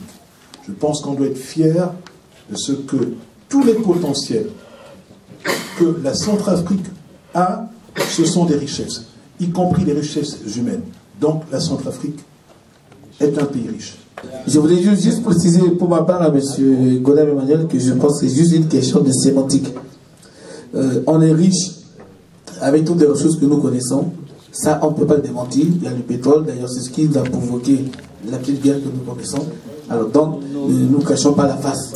Nous sommes riches, nous n'avons pas encore exploité nos richesses, mais disons-le, c'est des choses qui existent, qui sont avérées aujourd'hui.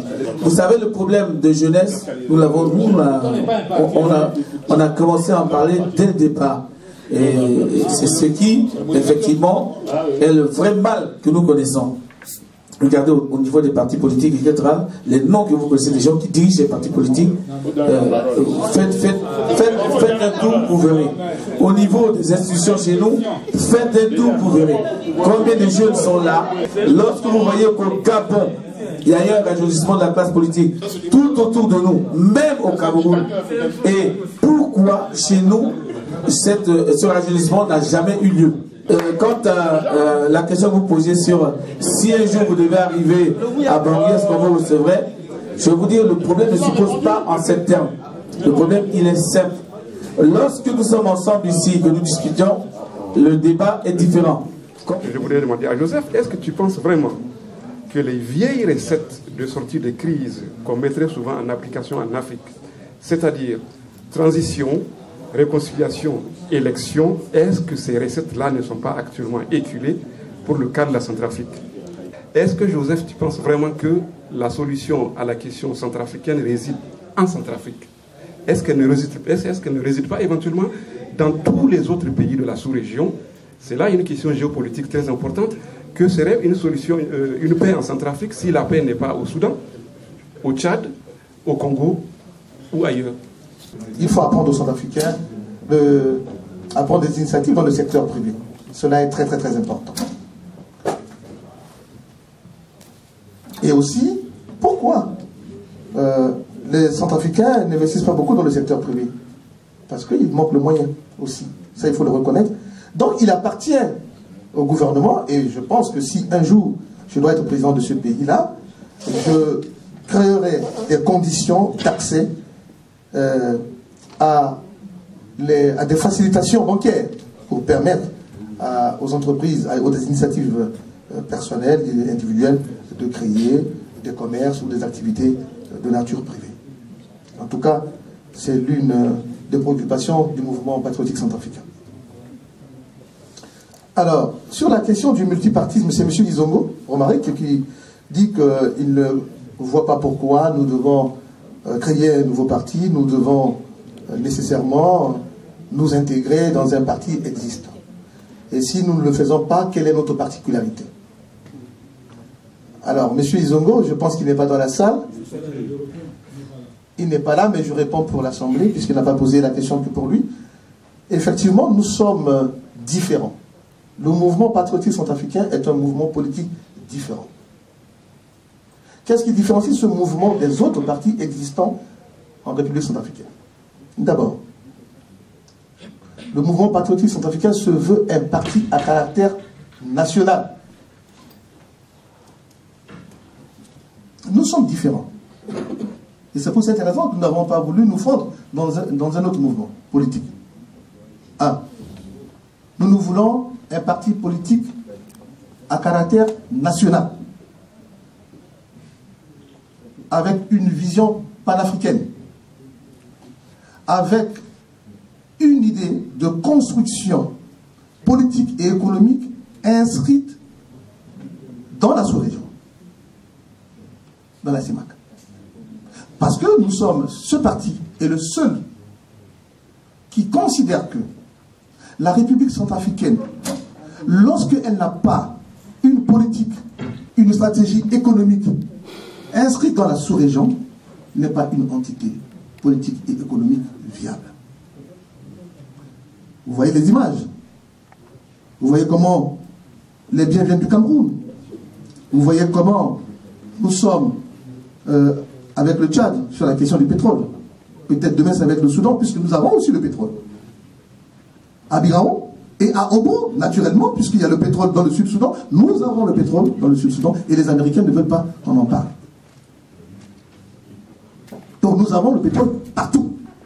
Le pétrole que nous avons à la frontière du Tchad coule jusqu'à Béberati, jusqu'à Boda.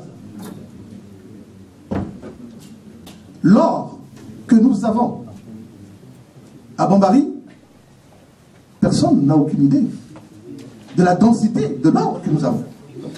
L'or de Bambari dépasse la capacité de l'or exploité au Zimbabwe. Vous imaginez quelle catastrophe écologique? La République centrafricaine est un, comment dirais-je, est un pays potentiellement riche.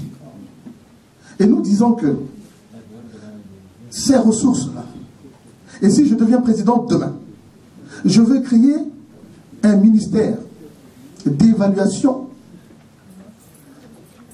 de nos ressources et de la valorisation de nos ressources.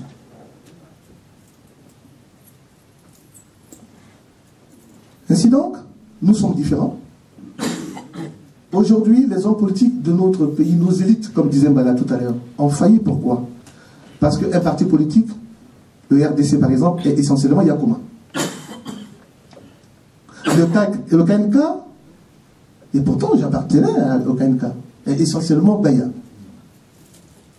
Le MLPC, il y a eu une déchirure. Aujourd'hui, Martin Ziguilé est à la tête du MLPC essentiellement.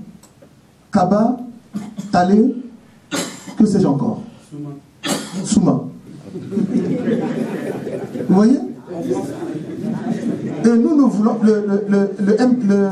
le message est essentiellement le parti de nos frères de la Lobaye et de l'Ombela-Poko. Et je ne voudrais pas que le MPCA soit ou est cette image-là. Nous voulons avoir un parti politique à caractère national, collé à son ethnie. J'ai été appelé plusieurs fois par le RDC, parce qu'ils étaient convaincus, parce que j'étais de cette ethnie ou de l'ethnie majoritaire dans le RDC, que j'allais accepter de prendre la tête de ce mouvement. J'ai refusé. J'ai travaillé beaucoup plus avec mes frères Manja et Banda. Et d'ailleurs, les gens se moquaient de Maître You. À Funala, il y a comme le père de Banda. À Fouka, le père de Manja. Mais j'en suis fier. Un Manja est d'abord un Centrafricain. Un Banda est d'abord un Centrafricain. Mais quelle est la richesse que j'ai eue à côté de mes frères Manja et à côté de mes frères Banda. Et d'ailleurs, pendant mon parcours politique, j'ai eu des difficultés, c'est ceux-là, ces Banda-là, ces Manja-là qui m'ont sauvé, qui m'ont protégé pour que j'ai la vie saine aujourd'hui. Sauve. Donc, nous sommes un parti différent. Rien que pour ça, nous ne pouvons pas accepter d'être le supplétif d'un autre parti politique. Est-ce que je crois encore à ces recettes vieilles de sortie de crise, c'est-à-dire l'établissement d'une transition passant par la réconciliation nationale et l'organisation des élections? Vous savez, parfois, c'est dans les vieilles assiettes qu'on mange de bonnes choses, mon cher. Je suis comme la ménagère qui connaît l'usage de ces casseroles. Et je pense que ce n'est pas le caractère vieux de l'institution qui fait d'elle bonne ou mauvaise. Nous ne pouvons pas faire autrement. L'histoire nous rattrape. Le Rwanda a connu cela. Paul nous a expliqué tout à l'heure. L'Afrique du Sud a connu les difficultés sur ce point. En cela, nous avons des réservoirs d'idées. Et disons-le, nous ne pouvons pas nous garder d'aller en prêter chez les Sud-Africains, chez les Rwandais ou en Côte d'Ivoire, comment ils ont pu régler le conflit chez eux. Mais comment réconcilier les gens si vous ne pouvez pas le ramener autour d'une table? C'est ça qu'on appelle la réconciliation. C'est-à-dire que les belligérants, ceux qui s'entretuaient hier, il faut les ramener autour d'une table et leur faire prendre la nécessité de ce qui est l'unité nationale. Nous ne pouvons pas faire autrement. Leur expliquer un certain nombre de valeurs. Qu'est-ce que c'est que l'unité nationale? Qu'est-ce que c'est que la nation? Qu'est-ce que c'est que la patrie? Qui sont des valeurs fondamentales partagées par tout le monde. Et leur faire prendre conscience de ce que chacun de son coin, avec une vision partisane, une vision confessionnelle, une identité, n'est pas la solution. Mais la solution, c'est dans la paix. Et la paix, il faut être deux pour la retrouver. Autour d'une table, on se réconcilie, on se parle, on se pardonne. Et par la suite, il faut qu'on ait la capacité que de cette discussion naissent des dirigeants réconciliants, des dirigeants neutres, des dirigeants avec une vision de rassemblement. Et puisque nous ne voulons pas de la dictature, nous critiquons la dictature, nous avons dit que ceux qui nous ont précédés ont mal géré ce pays. Ils ont entraîné ce pays dans la faillite. Nous pensons que les élections, pour l'instant, même si cela peut être critiquable, est le seul mode, la seule façon de choisir nos représentants. Je suis un panafricaniste dans les actes Et on les retrouve dans les propos du président Moussounou, et j'espère qu'en Centrafrique, il pourra beaucoup le développer. Mais comment y arriver? On l'est tous. C'est juste le panafricanisme, l'être, ou le devenir, c'est avoir des objectifs communs entre pays africains. C'est qu'il y ait une solidarité africaine. Mais si je devais le réécrire aujourd'hui, moi, peut-être je n'ai pas trop ce talent-là, c'est juste imposer une charte africaine de la bonne gouvernance. Parce que je le disais tantôt, est-ce que nos présidents qui président certains pays sont eux-mêmes élus par ce peuple-là? La question, elle est là. Mais je crois qu'il y a actuellement, moi je le ressens dans cette salle et dans les propos de mes confrères, une action qu'on a envie de mener. D'autres nous ont précédés avec d'excellentes idées, peut-être même plus intelligents que nous, mais nous sommes dans l'époque des actes. Et ces actes-là, c'est vous, c'est moi, c'est tout le monde, c'est tous les Africains. Pourquoi sommes-nous encore désunis? On n'a pas le temps de débattre, c'est dommage. C'est qu'il y a aussi d'autres puissances étrangères qui nous empêchent d'être unis. Le panafricanisme, excusez-moi d'écorcher un peu le mot, peut-être je n'étais même pas né, moi, quand c'est sorti d'autres penseurs africains. Aujourd'hui, on en parle encore, mais rien apparemment n'est fait. On sort des idées que ni les Américains ni les Français n'ont eues, mais nous, c'est toujours dans les tiroirs. Peut-être qu'il est temps de les sortir, comme vous dites, et de passer aux actes. Aujourd'hui, les causes de cette crise ne sont pas qu'endogènes, elles sont également exogènes. D'ailleurs même, lorsqu'au mois, le 24 mars 2013, ce qui se passe en Centrafrique, vous le savez, tout le monde le sait ici, ça vient de l'extérieur.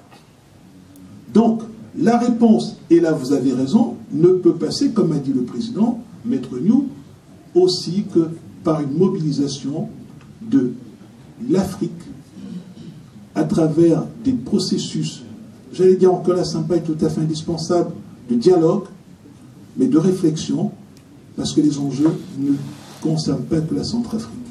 Voilà. Si demain, la Centrafrique continue de s'affaiblir, le défi de la paix que l'Afrique doit relever ne pourra jamais être atteint. C'est-à-dire que le Cameroun, le Gabon et tous les pays voisins, il n'y aura plus de paix, il n'y aura plus de sécurité. Chers compatriotes, nous sommes à la fin de ce moment qui nous a réunis aujourd'hui. Je tiens simplement à vous retenir pendant quelques minutes. D'abord en français pour nos amis qui ne sont pas centrafricains. Je voudrais ici vous associer à l'œuvre Mouvement patriotique centrafricain, qui est une œuvre qui commence. Le mouvement patriotique centrafricain n'est qu'au balbutiement de ses activités. Sa présence parmi vous est une invitation à le rejoindre. Mais cela dépend aussi de votre courage et de votre détermination. Je disais tout à l'heure que pour arriver à ce stade, il m'a fallu travailler pour beaucoup d'hommes politiques. Celui qui vous parle aujourd'hui est à l'origine de la création du Parti unique centrafricain. Et à l'époque, je n'avais que 24 ans. C'est moi l'initiateur du Parti unique. Mais je ne le voyais pas comme ça. Je le voyais en tant qu'universitaire. On m'avait demandé de faire un travail, de réfléchir sur l'organisation politique de mon pays.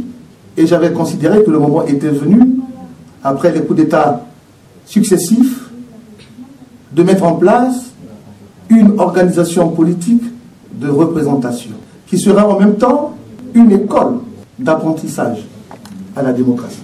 Et j'avais remis mon travail à l'époque au feu Kolimba, et je lui ai dit qu'il fallait nécessairement mettre en place un parti unique multitendanciel, là où il est, il m'entend, et qu'il soit en paix. Par la suite, le politique a pris le dessus. Il a mis en place à Bangui, quelques mois plus tard, un parti unique pur et dur. Et vous avez connu les conséquences. Lorsque certains d'entre qui partageaient ce moment avec moi ont su que j'étais l'initiateur, l'auteur de la mise en place du parti unique, j'ai failli être lynché en France, notamment à Montpellier, où je faisais mes études d'assurance. France, certains ne sont pas morts. Passema est encore vivant. Richard Ngoualia, ministre des Finances, ministre de la fonction publique, est encore vivant. Ils peuvent en témoigner. Un ami qui vient encore avec moi à Bordeaux, Wandi, Mrif, est encore vivant. Les autres sont morts. J'ai continué mon parcours politique. J'ai travaillé par la suite, j'ai été appelé par un jeune parti qui était dans la mouvance présidentielle de la Convention nationale, dont je disais tout à l'heure en caricaturant que c'était le parti de mes frères Banda. J'ai beaucoup appris au sein de ce parti qui est la Convention nationale. C'est ce parti politique qui m'a permis de devenir commissaire à la rédaction de la Constitution.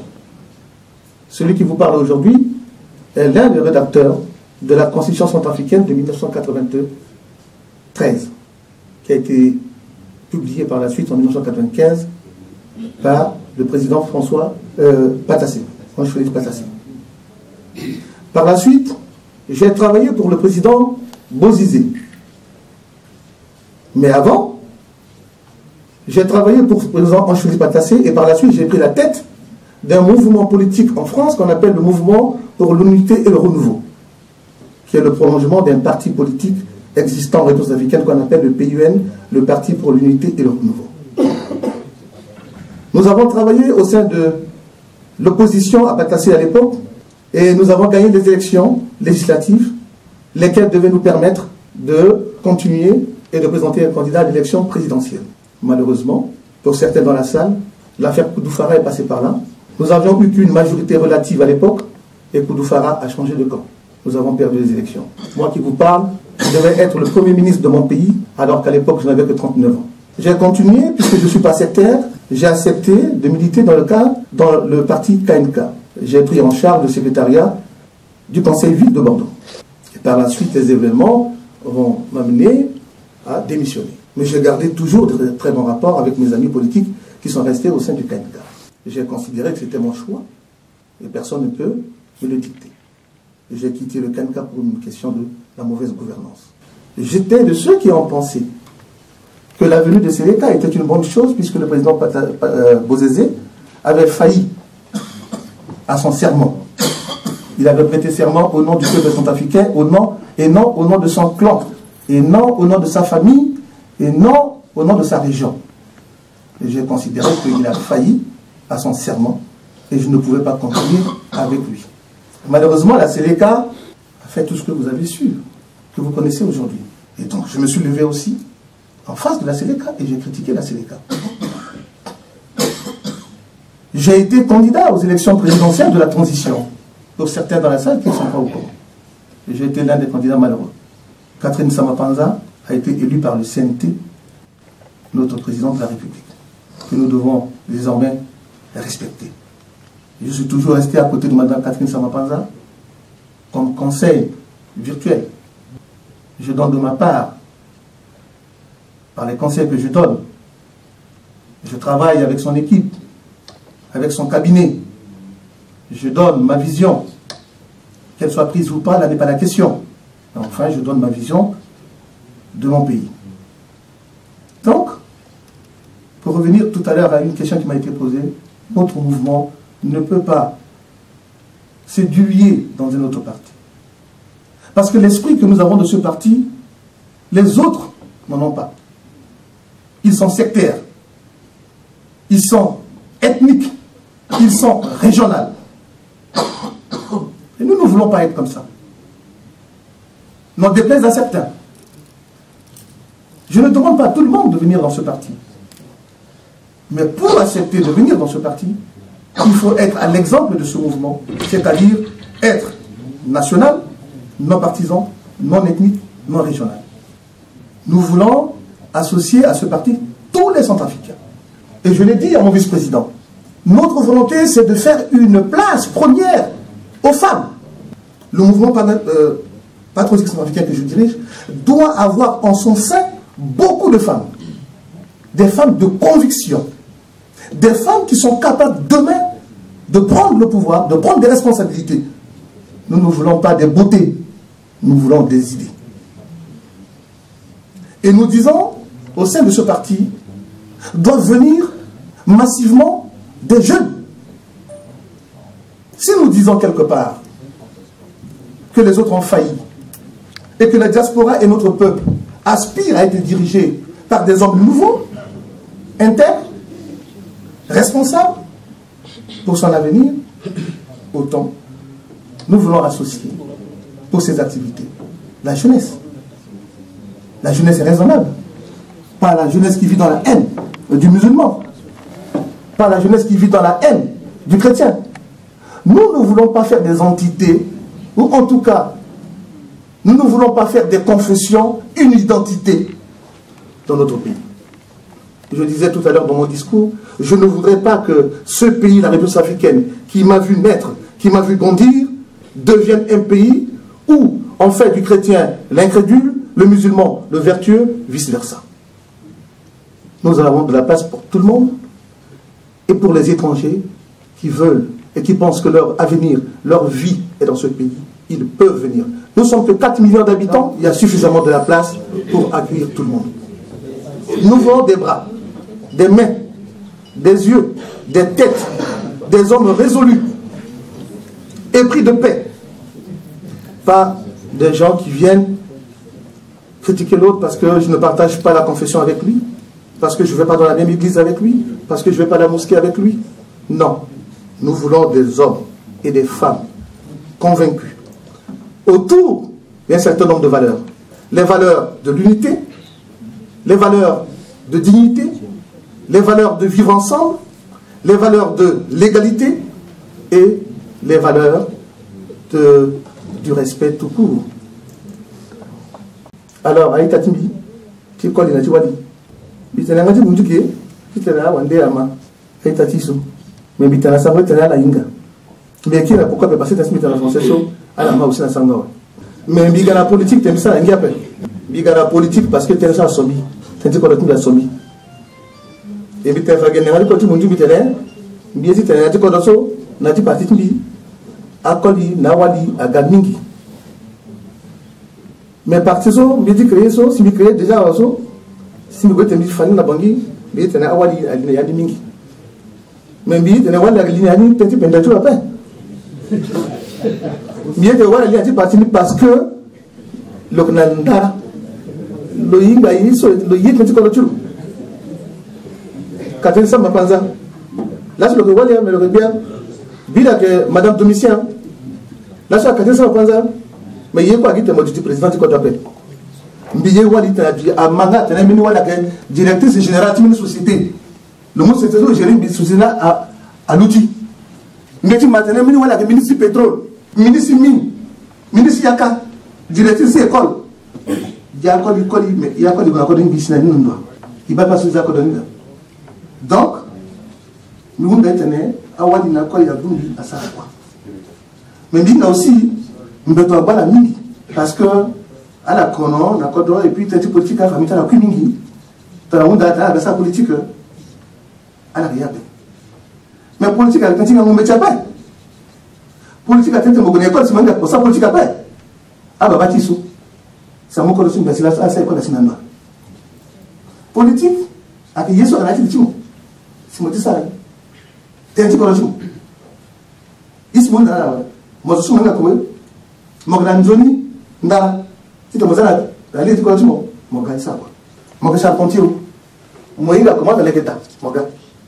Moga menuisier, Moga. Moga nier, Moga.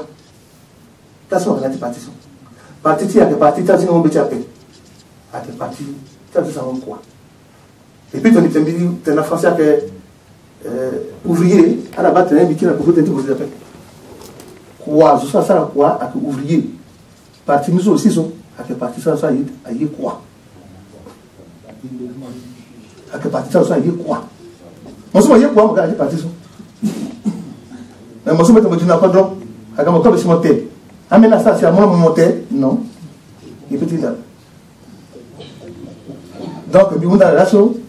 Quand on a commencé l'assaut, à Daoud appelle. Et à Banabangi, ça quoi, mais les gens là, sont à partir de là, sont aïe, vice-président de là, donc le secrétaire général, moi, mon yéti ça la connaît, mon ballon, le mot du mot, pas de la télé, et du ti, il t'intéresse quoi de ti. Mais bête, mais un gamin qui sont si bas, d'assis. Bien fait un béton, qui vient de d'asseoir, ça a gagné qui appelle. Mais après, on a pas quelqu'un. Bien comprendre que le gars, il faut que on ait un voisin, tout mon gars. Il faut que on ait un col, tout mon gars. Il faut que on ait mon gars. Et là, il a mis ça dans la peine d'avoir la personne. Il aussi.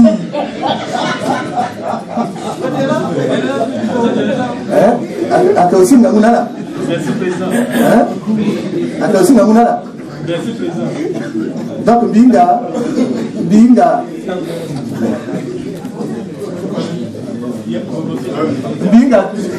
Binga, t'es quoi de mais t'as la bilis là, c'est ton sou. Non, Binga.